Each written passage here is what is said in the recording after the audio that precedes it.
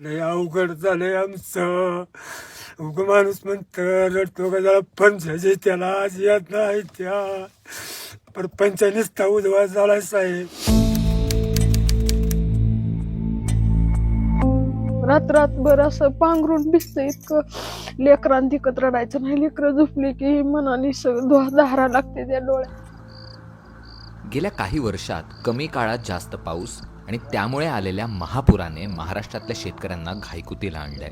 अशा घटनांमुळे लोकांचं केवळ आर्थिक नुकसान होत नाही, तर त्यासोबत अशा घटनांचा त्यांच्या मनावर दीर्घकाळ परिणाम होतोय.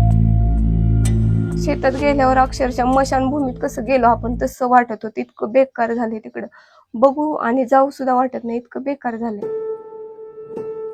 यंदा सोलापूर जिल्ह्यातल्या केवड या गावी सीना नदीला 3 वेळा पूर आल्यामुळे अनेक शेतकऱ्यांच्या शेतातली जमीन वाहून गेली. या घटनेचा इथल्या शेतकऱ्यांच्या मनावर मोठा आघात झालाय.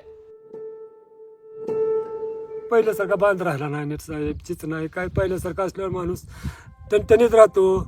पाणी येत नाही डोळ्याला, काही सोय येत नाही. सगळं नीटनेटकं जाग्याला असल्यावर काय माणसाच्या डोळ्यातनं पाणी येतं आज याद नाही तेव्हा साहेब.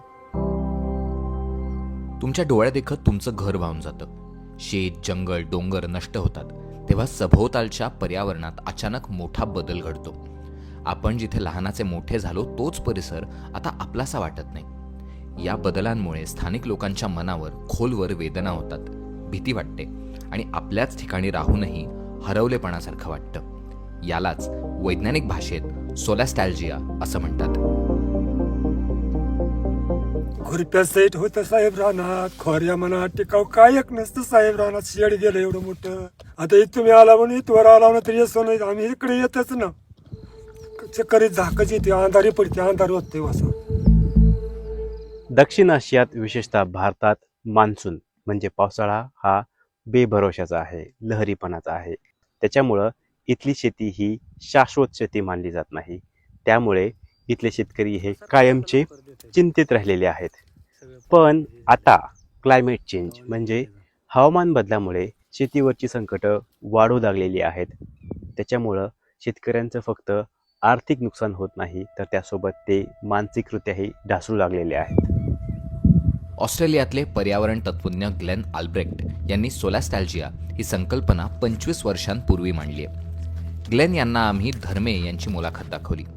त्यांची व्यथा पाहिल्यानंतर ग्लेन म्हणाले, In this case, a flood has removed the very या ठिकाणी शेतकऱ्याला जगण्यासाठी लागणाऱ्या मूलभूत गोष्टीच पुरात वाहून गेल्यात.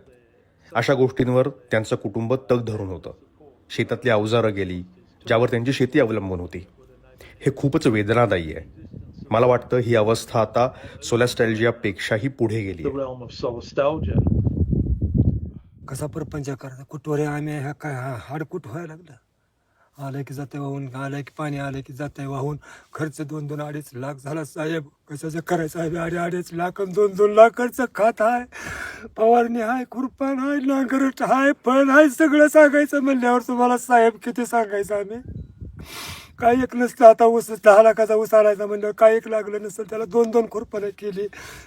पाणी यायच्या आधीच 60,000चा खत टाकला होता. ते पण गेला, सगळंच गेलं.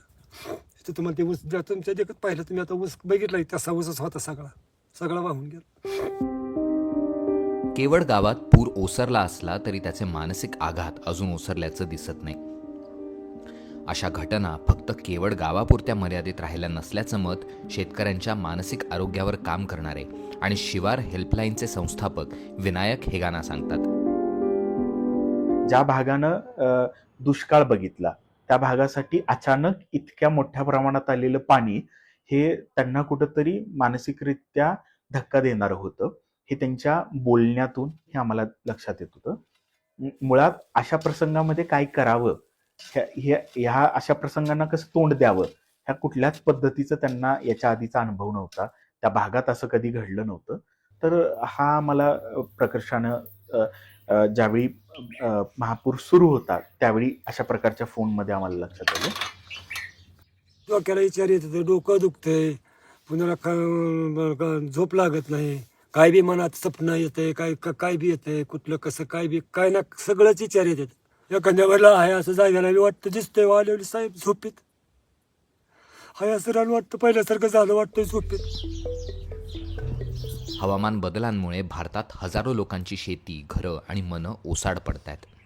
त्यामुळे यापुढे शेतकऱ्यांना आर्थिक मदतीसोबत त्यांचं मानसिक आरोग्य संतुलित राहण्यासाठी भक्कम प्रयत्न करणं गरजेचं असल्याचं तज्ज्ञ सांगतात.